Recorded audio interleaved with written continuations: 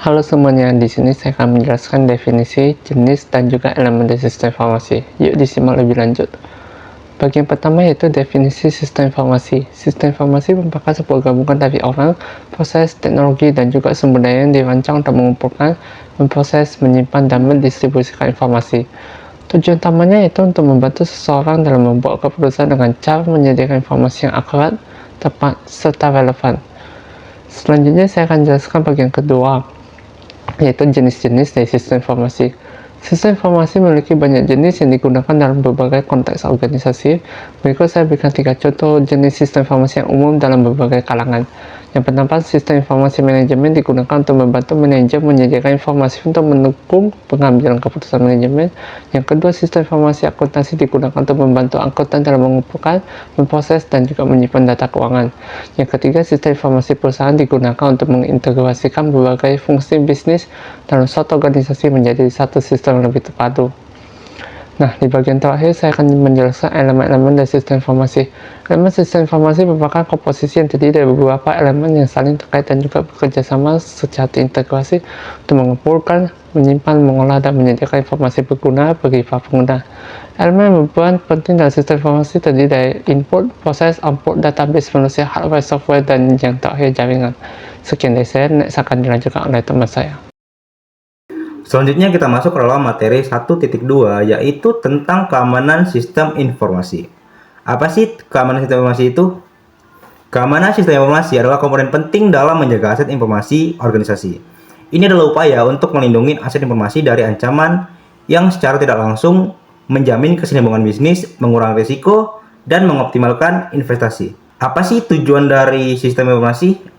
Tujuan keamanan sistem informasi sendiri untuk melindungi informasi dari berbagai ancaman, untuk memastikan bahwa pemilik informasi, baik individu maupun organisasi, tetap aman. Ini meminimalkan kerusakan yang disebabkan oleh ancaman dan kerusakan informasi. Adapun jenis ancaman di keamanan informasi. Jenis ancaman ini menjadi dua bagian, yaitu ancaman aktif dan ancaman pasif. Yang pertama, ancaman aktif. Ancaman aktif yaitu melibatkan aktivitas yang diperlukan untuk mengakses, mengubah, ataupun menghapus data. Contohnya adalah pencurian data, kecurangan, dan atau kejahatan terhadap komputer. Dan yang kedua, ada ancaman pasif. Ancaman pasif melibatkan kegagalan sistem atau kesalahan manusia. Contohnya adalah kegagalan sistem atau bencana alam. Pada bagian ini kita bakal bahas soal etika sistem informasi. Nah, etika sistem informasi sendiri itu sangat penting. Kenapa? Karena dalam bidang kehidupan kita sehari-hari, kita perlu menerapkan etika dan moral. Sebab sistem informasi itu sudah menjadi bagian dari hidup kita. Kita menggunakan media sosial, kita berbelanja, kita melakukan segala aktivitas bisnis maupun interaksi dengan orang menggunakan sistem informasi. Maka kita perlu adanya etika sistem informasi. Nah, sebelum kita bahas lebih lanjut, ada baiknya kita mengenal istilah moral dan etika itu sendiri. Nah, apa sih itu moral?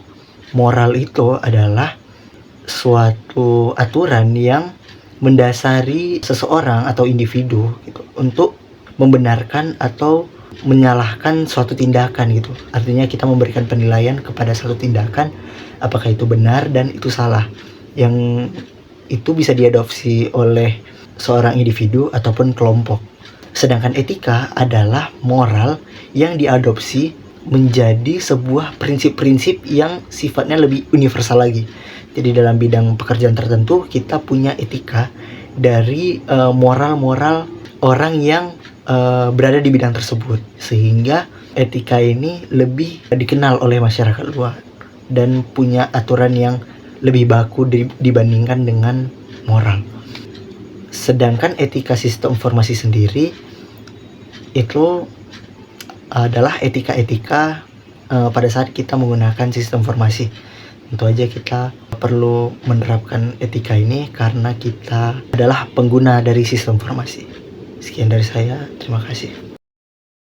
Selanjutnya saya akan membahas mengenai hardware dan software. Hardware atau perangkat keras merupakan elemen fisik yang dapat dilihat, disentuh, dan memiliki bentuk. Beberapa jenis hardware berserta contohnya. Yang pertama, hardware input device, contohnya seperti keyboard, mouse, mikrofon, joystick, scanner.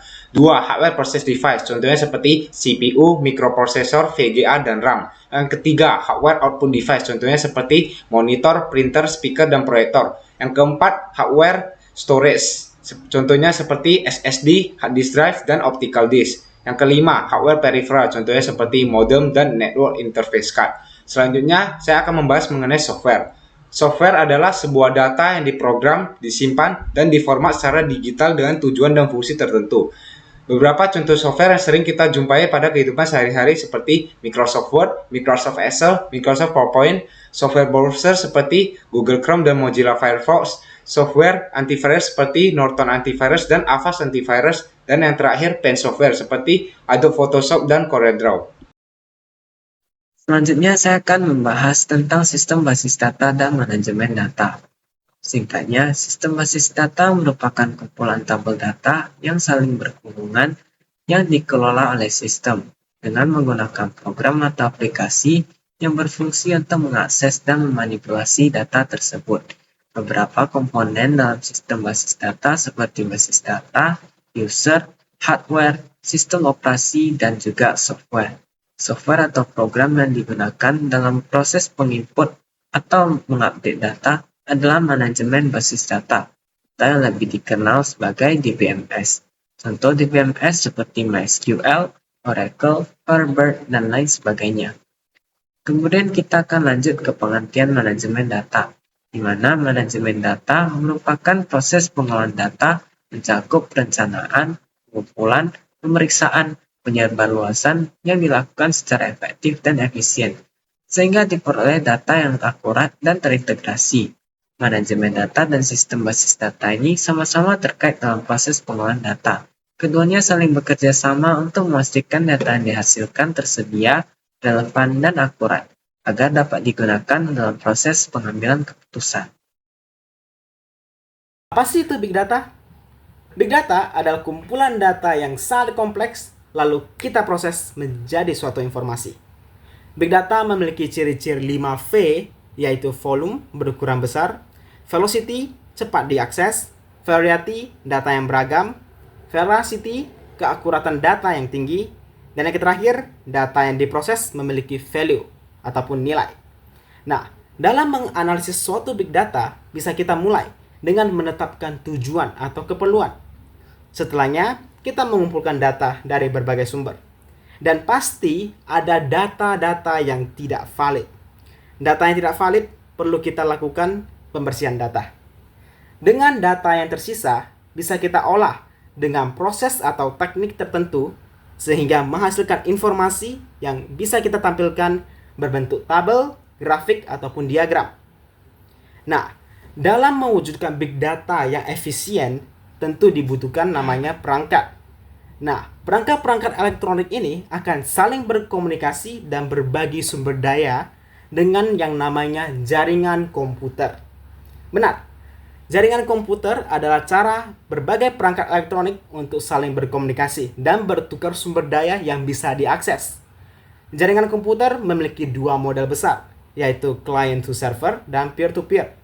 Pembagian jaringan komputer juga sangat luas. Berdasarkan area, terdapat personal area network, local area network, metropolitan area network, wide area network, dan yang terakhir yang paling luas yaitu internet yang sehari-hari kita pakai. Berdasarkan topologi ataupun penyusunan kabel suatu jaringan komputer juga sangat beragam teman-teman.